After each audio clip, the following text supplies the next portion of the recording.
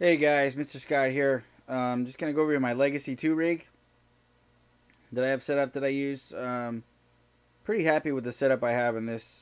Probably one of my favorites I've had yet to date in the last 22 years, honestly, as I've gone through multiple changes of gear. Probably every 2 to 3 years I change out and redo stuff. But this one I'm pretty happy with. Uh, the pedal board. It's an aluminum pedal board with a lot of holes in the top for the cables to sneak through. On the sides, I have input jacks that I have hardwired in there, so I can just pop the cable in, and everything's wired underneath. So I have the output to the amp, the MIDI, and the power that goes through the hole, and I have a snake that goes to the back guitar input. The extra cable there is if I ever use a wireless, I can just plug that in, and there's a cable at the other end to plug into a wireless device if I decide to ever use one.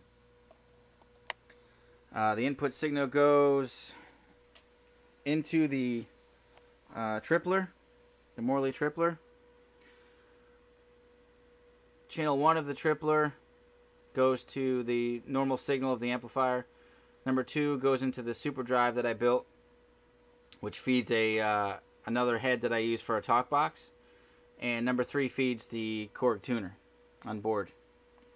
So the signal comes out of number 1. It goes into the wah-wah pedal. Out of the wah-wah pedal, it goes into my Access Electronics looper. In loop 1, I have the Scott Henderson RC booster, which I love. Channels 2 and 3 are each channel of the Analog Man, King of Tone version 4. And loop number 4 is for my whammy pedal, so it doesn't suck the tone out of my signal.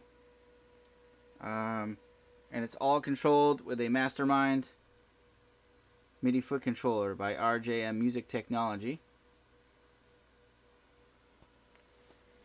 So basically, if you could see the access, my rhythm channel is 1, lead channel is 2. It kicks on the King of Tone channel red, which is just a slight overdrive.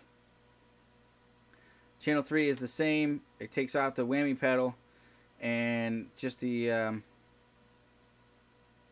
King of Tone, and I have a phaser on my rack effect for like a Van Halen type solo.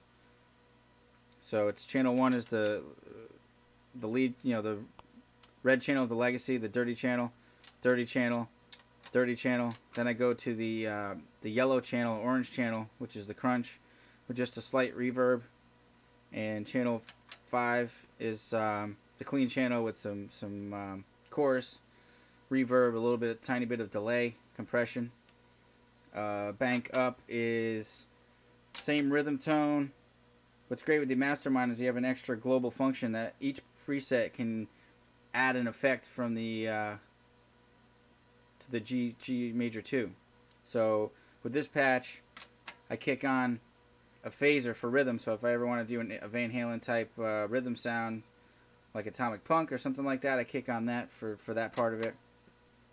Or you can kick on an octave or a delay, anything you want really with that function switch. 2 is just the same. It's just a regular lead patch with delay. This is a lead patch with a harmony effect that I do for Round and Round for Rat.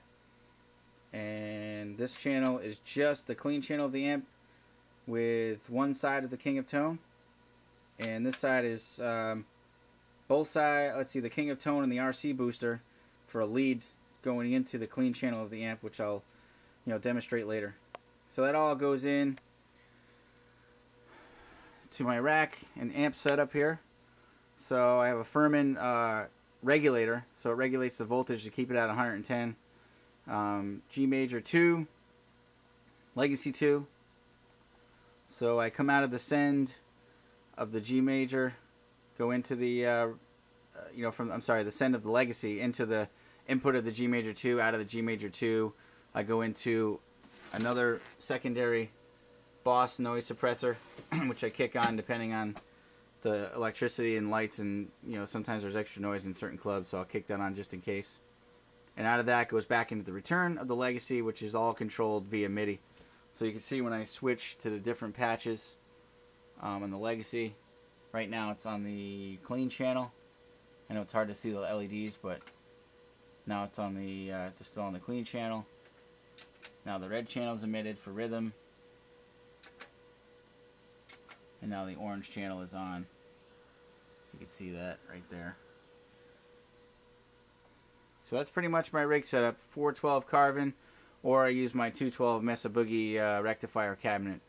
I like its extra depth, the 14 inches deep, as opposed to the Carvin 212s. I'm still hoping they come out with something like that down the line. Really needs that extra bottom end, I think. So there's the setup. I'll do another video of the sounds of this guy very soon. Thanks.